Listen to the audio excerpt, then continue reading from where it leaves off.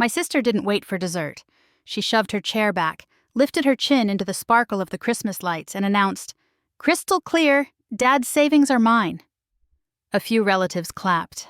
Someone laughed the way people laugh at a toast they don't understand. I didn't argue or cry. I just looked at my father and watched the color leave his face. Dad, Peter, met my eyes, then stared at his plate. I said, calm as I could, "Should I tell them what you told me?" His fork rattled. Vivian's voice pinched. "Told you what? Before I go further, tell me where you're listening from, and when I finish, tell me what you would have done in my place.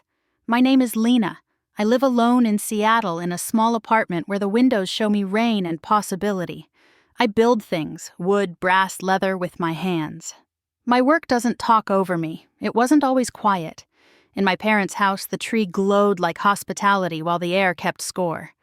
My mother, Caroline, never hesitated. Certainty was her jewelry.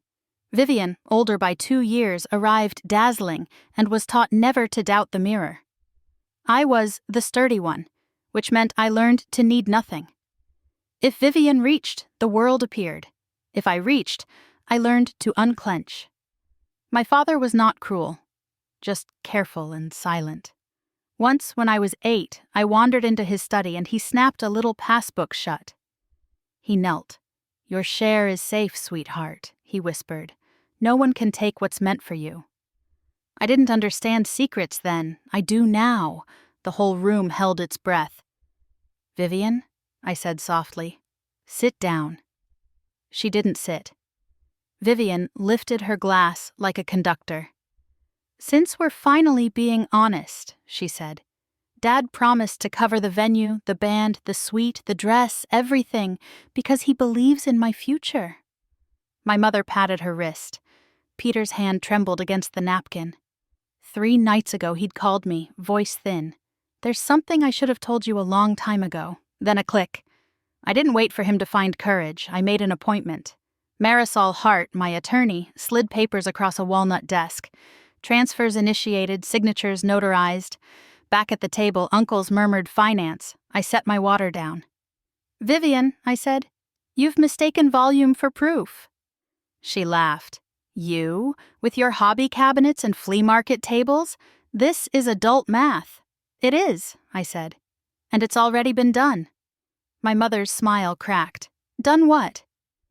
Peter inhaled, ragged. He looked at me, then at the lace runner, then at the old brass angel by the salt. "Carolyn," he said, "I put money aside for both girls. I always did." The room thinned to a wire. Even the children went quiet, sensing a weather change in the adults. The music from the speaker faltered mid-carol. "For both of us," I repeated. "And last week he asked me to protect my share from pressure." "Pressure?" Vivian scoffed. "From whom?" I didn't answer her. I folded my napkin with the patience of a carpenter measuring twice. "The account is secure," I said. "The trust language is clear. It doesn't depend on anyone's mood." Someone's chair scraped. The tree blinked. Snow fretted at the windows. Peter whispered, "Almost prayer. I should have said it sooner." I nodded. "Then let's say it now." I rose. "Here's the truth," I said. "Dad set aside an account in my name when I was 8. Last week we executed the trust. It's irrevocable. My share isn't up for debate." Vivian's knuckles whitened. "You can't do this to me." "I'm not doing anything to you," I said. "I'm stopping what's been done to me." Caroline's voice turned brittle. "Peter, undo it." He shook his head. "I won't." Then to me, softer. "I'm sorry, Lena." I took the brass angel and set it in the center like a witness. "Here's what happens next," I said. "Vivian, plan your wedding with what you have. I won't chase Dad's gifts to you, past or future.